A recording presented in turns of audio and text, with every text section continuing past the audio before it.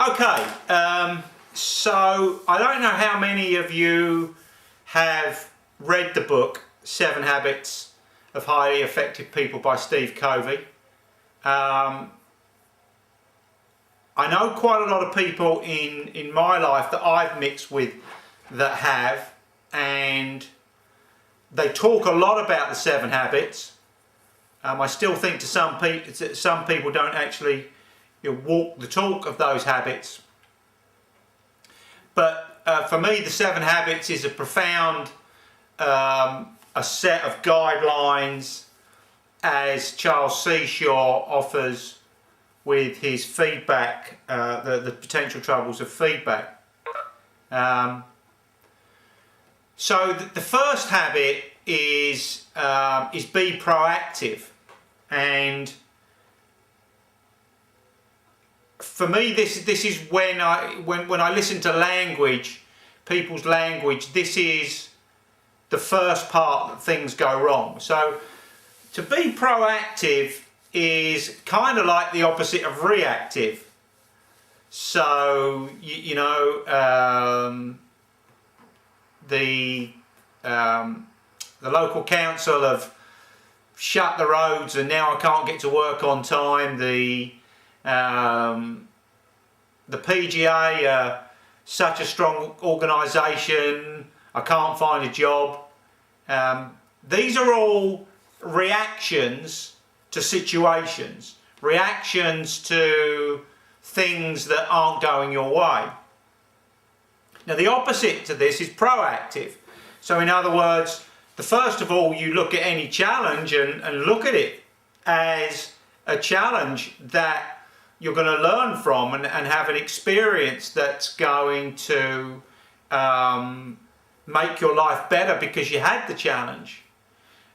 In some ways, NLP might call it a reframe, but it's about how our general attitude. And I think that when I said in the email that this 7 habits, I was going to draw the analogies to the WGTF, to you and your golf careers as a golf coach and players. This is where I wanted to sort of like make sure that you realise the interaction, and that's why I produced the PGA analogy. But another analogy within what we do that I get an awful lot of questions about is, but how can I be a great golf coach because I'm not a scratch player?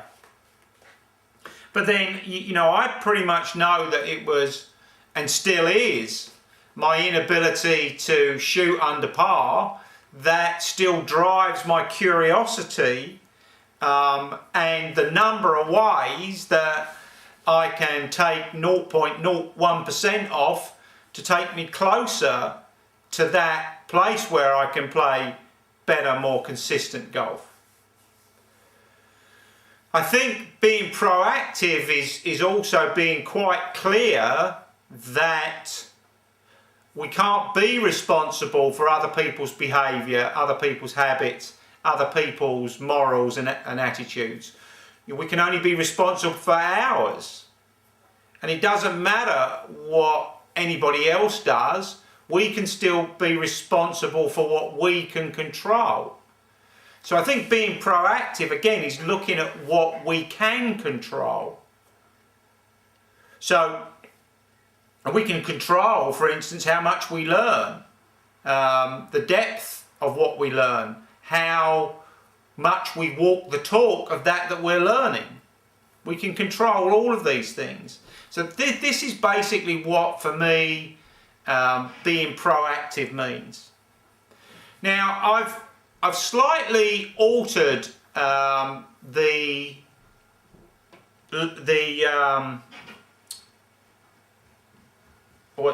can I say? The order in which I've presented the 7 habits tonight to reflect, I think, how it works with the WGTF. So I've put the second habit as first seek to understand before being understood. Now I think as you walk through your general lives, again, when something's gone wrong or someone's upset you or something hasn't happened that you wanted to happen, you've actually started off by going to other people and saying why you're so upset and this, that and the other. But I think that the reason I've put this second is because of the question and listening skills that we have to have as an outstanding golf coach. And I think that that ability to listen from a blank canvas point of view, and then from the answers question is a real huge example of first seek to understand before being understood. But it's also first seek to understand before you put any of your map of the world onto their map. Because in truth, they are not interested in our map of the world. And we should not be interested in our map either. Our map of the world has got nothing to do with the client's map of the world. We have to fully understand them. We have to understand their game. We have to understand how they look at their game, how they think about their game, how they've put their swing together. And sure, that brings us into some of the tools that I offer you, like Super Slow. You know, that's a fantastic way of discovering everything that they understand about the golf swing and what they've so far understood about it. And again, from the work that we've talked about a lot recently, it gives the client autonomy, which we know is one of the basic human psychological needs. That to be in charge of our own destiny and not in somebody else's hands. As Nadia, it's nice to have you on tonight, Nadia. As you know, this is something that, that a lot of people, because of schools and the way that have been taught, have actually been told they have no right to any autonomy. And it's taken away from them in school. So when we meet them, they're begging us to give us the answers. They're saying, look, you're a golf coach, you should give me the answers. But in truth, we don't have the answers. The client has the answers. So again, I think first seek to understand, and even by seeking to understand them, we actually persuade them of the idea that they are in charge, that they have something to give, that they are enough, and that we're just there to guide them on their journey. I think that, we need to understand them at a personal level, and by understanding it at a personal level and their financial situations, that also can guide us within our marketing, how we market our particular offering to them. The third habit is very easy for you all to understand, and that's always to start with the end in mind.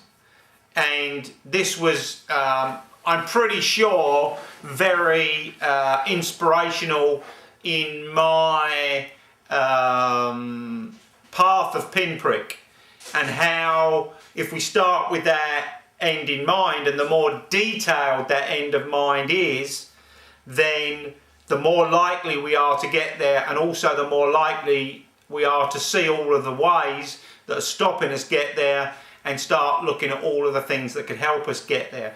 So again, it's very much embedded in the whole idea of goal setting, and we're going to do a lot more on goal setting within the neuro-linguistic programming field. But again, it links very much with first seek to understand by finding out where they want to go, and then probably being far more precise with the questioning, making it far more precise about where they want to go. So the next one I've chosen is synergy. And really synergy, for me, within YGA and the World Golf Teaching Federation, is working as a team. Very much from Stephen Covey's mouth, as well as other great philosophers, is the saying that the whole is better than the part. So in other words, as an organisation, as a group of coaches, we're far stronger if we work together than we work independently.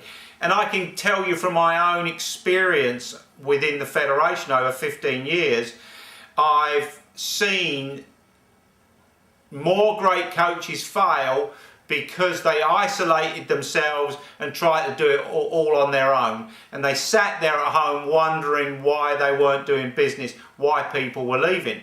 Instead of joining a community where we could not only help solve solutions, but also probably be proactive in the way that we went about our work.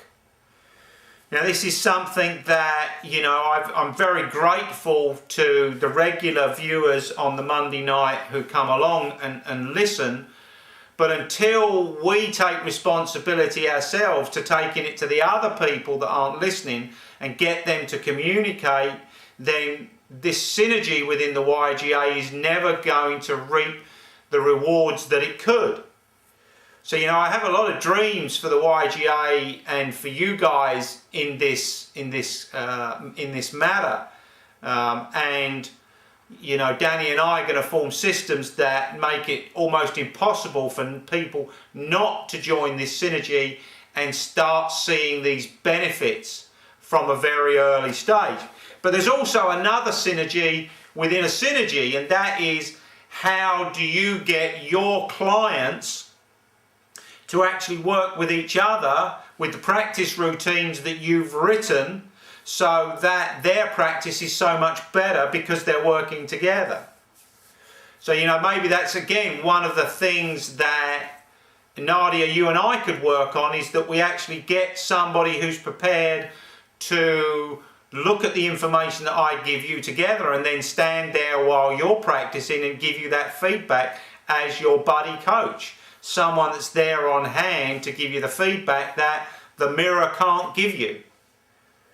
So again, I think that developing these synergies over time with your client and with your coaches is massive. And then you've got the other synergies. What synergies can you create with other people within the golf industry to create more business? So with club fitters, with yoga, with all of the synergies within our collaboration scheme that I've suggested to you. Again, there's massive synergies there. So the next habit I've got is win-win, and this is one that you have to work on and be extremely careful that you don't offer lose-win. So win-win is based out of finding solutions that are better for both of you than either of you could think of. And I think that what we have to do is use our experience, first of all, to offer win-win scenarios. And I think the win-win here is a fair return to the client of their investment. And therefore it's also where you pitch that investment, how you make that investment right. And certainly the scheme that I'm offering at the moment, I believe, offers that. But it will still only be appropriate to those people of a certain type that want to make big changes and are prepared to do the work necessary. They're the ones that will profit.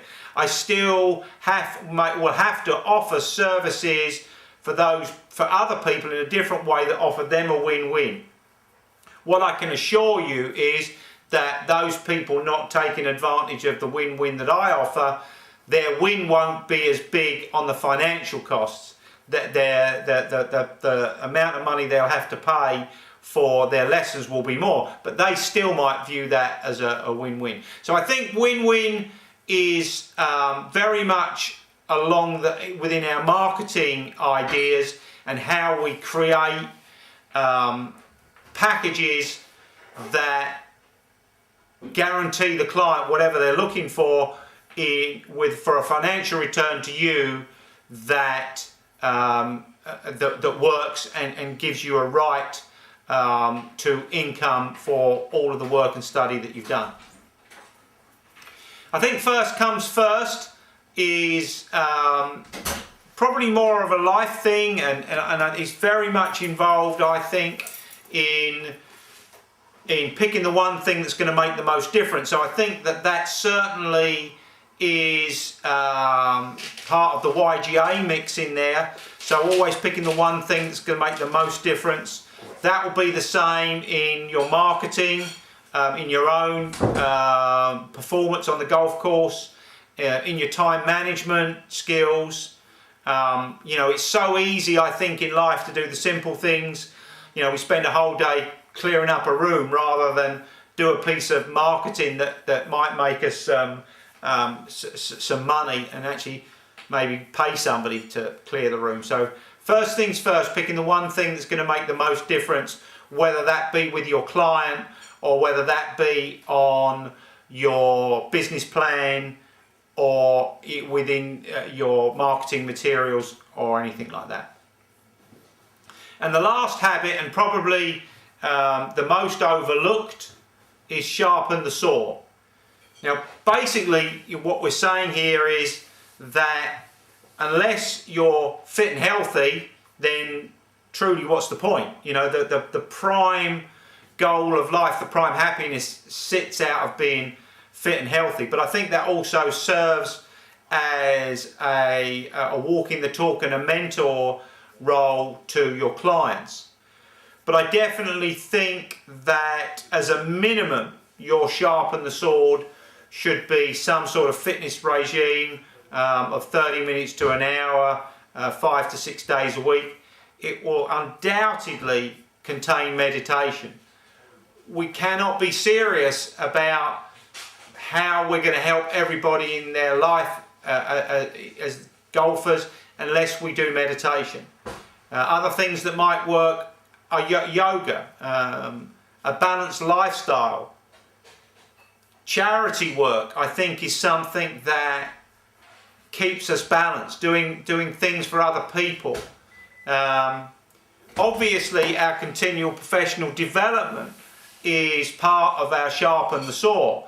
And you know, I just don't understand how people can, you know, they did my training, they worked with me 6 years ago, and I haven't heard from them since, and I don't know what they're doing.